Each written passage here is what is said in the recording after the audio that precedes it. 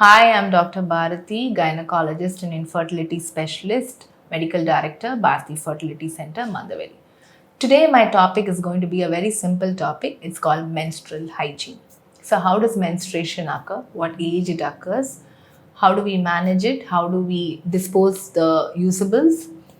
And few hygienic tips are the ones I'm going to discuss today. So, menstruation usually begins from the age of 10 to 15 years. So, usually our parents will get us little, they'll give us inputs that, you may have a bleeding, please inform me. And you will be having friends who would have attained menarche.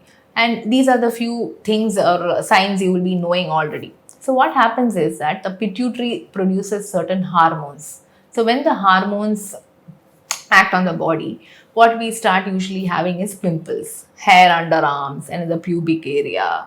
And we start to little, there is a growth development in terms of height and the weight, and your breast starts becoming little bigger. So these are the few changes you will notice slowly, a little before your menarche. So menarche means you've got your periods, that is, you will have blood. Okay, and this usually lasts for either 3 to 5 days. For some people it goes even up to 7 days. So when you're talking about the length of the cycle, see, we consider something between 21 to 35 days as normal, but usually 28 days is the routine pattern we follow. So how does menstruation occur? So normally what happens is the ovary will produce the egg waiting for the sperm to fertilize. Meanwhile, the uterus, the endometrium, will prepare itself for the embryo to come and pregnancy to be formed. But what happens is the sperm doesn't come in. So the egg doesn't get fertilized. So what happens is endometrium will be waiting, and it realizes that okay, the embryo is not going to come. And so what happens? It starts bleeding. That is called menstruation. So now you know what exactly happens during the cycle. So, what is that? You don't have to panic or we don't have to feel embarrassed when we get our menarche. Immediately, we can go and tell our parents that you have got it. Usually, what happens is in the first 2 days or the first 3 days, the flow will be more. Then, gradually, the fourth or the fifth day, it reduces. So, that's quite normal and we don't have to worry about it. So, what are the what are the materials we are going to use during a menstruation? So, what we commonly use is a pad. So, very good if you're using a pad, but make sure you change it every 6 hours, whether it is wet or not. It should be changed every 6 hours, whether it is fully wet or not. The second option is you have a tamponade. The tamponade is like, a structure which has a rope. So, you just have to insert it into the vagina and then leave it for like 8 hours. The tamponade is the next option. The third and the newer technique is the vaginal cup. There are four sizes of vaginal cup. One which is used for teenagers, the one which is used like, before the delivery of a child for such women, or the one with women after delivery or for extreme obesity. So depending on your size, you can choose the vaginal cup. Sometimes you may buy one, you may not feel this is okay, then you will change on to another size, and then you see whichever is comfortable. Accordingly, you have to use a vaginal cup. The vaginal cup is inserted into the vagina. It is very safe to use a vaginal cup, and it can be kept for almost 12 hours. The vaginal cup can be reused. So you just have to put it in a water and then boil it for some time, and then you can reuse the vaginal cup. So vaginal cups are really in use, and it's more commonly used among people, and they're really finding it very comfortable. Even the teenagers are finding it very comfortable. Okay, suppose you have the pad. How do you dispose the pad? That's very important. You have to always wrap it in a clean cloth and then put it in a dustbin.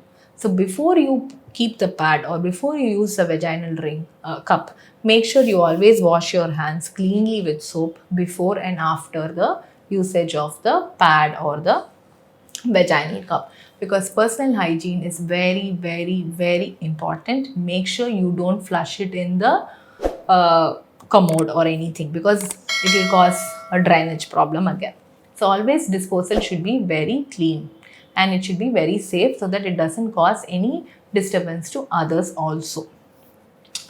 So some what are the common symptoms you will have, premenstrual or anything? You will have a discharge before your periods, during your ovulation, in the mid periods, or after your periods. You may have mild amount of vaginal discharge, which is very normal. You don't have to worry. If the vaginal discharge is not white in color, if it is green or yellow, suppose if it is foul smelling, suppose if it is you know itching, then only you have to go and see a doctor. Otherwise you need not worry about the vaginal discharge. Second and foremost is, if you have to take away your hair, the hair actually acts as a barrier to prevent all the infections from going inside the vagina. It's like a barrier. But sometimes we feel that we are not comfortable having a hair. The best removal method is trimming it with the scissors. That's the best method. You can even wax it. You can use some solutions to remove it. But the best method is always the trimming method with the scissors. This is the second thing. Third thing is, during your periods, there are chances that during or after your periods you're more prone for urinary infection. You have a discharge. All this is interrelated, because the first is the urethral passage where you pass the urine. The second is the vagina where we get the periods. The third is the anus where we pass our stool. So our cleaning technique should be very neat and clean. It should always be from the below upwards. It shouldn't be the other way, because the infection from the anus will come to the vagina and affect. So always make sure you do that. And after you pass your urine, clean it nicely with water. It need not be hot, it need not be cold. You don't have to use any soaps. Just a plain water, you clean it, and don't keep that area damp. Nicely wipe it with a clean cloth. These are the few things you need to follow. Suppose during a menstruation, if you have pain, some amount of pain is actually normal, because the uterus contracts to release the blood. So some amount of pain is normal. Suppose if you are having very heavy pain, if you are having very high levels of, you're changing 7 to 8 pads a day, then you need to go and meet a doctor. Don't take any medicines without consulting a doctor. Even if there is pain or increased bleeding, always make sure that you go and meet a doctor and then take medicines.